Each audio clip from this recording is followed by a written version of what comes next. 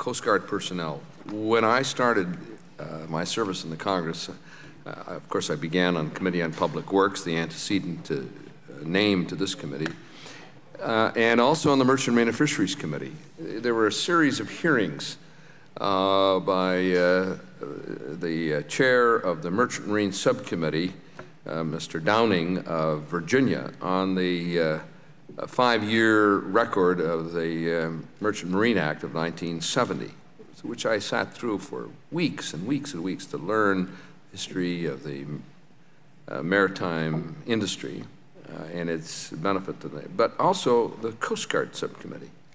The personnel authorization in that year, 1975, was 39,000. 15 years later, it was still 39,000.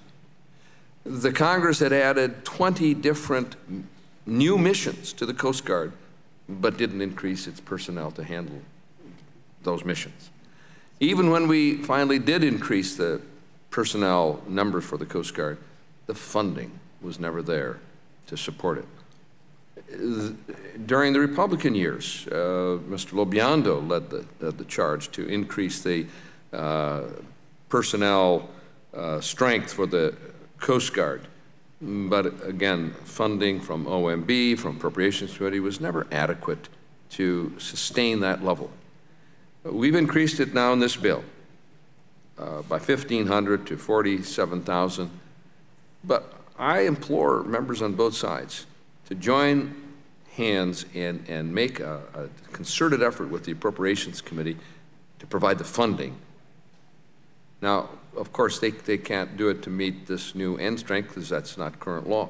That's why we need to get this authorization bill passed every year and lay that marker down for the Appropriations Committee and for the Office of Management and Budget. They think we're not serious about these numbers. Well, we are serious. We have to do this. If I want this bill to move, on a bipartisan basis, we want this to move. The second thing is Mr. Cummings' reference to the diversification of the Coast Guard.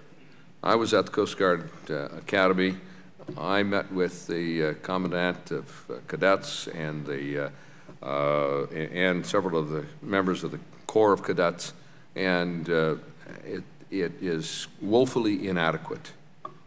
The steps taken in this bill will increase minority, will at least open the door to increasing minority participation, but the Coast Guard has to also do outreach. The Navy does it, the Army does it. They have to do some outreach and encourage members of the minority community to see a career and a future in the service in the Coast Guard.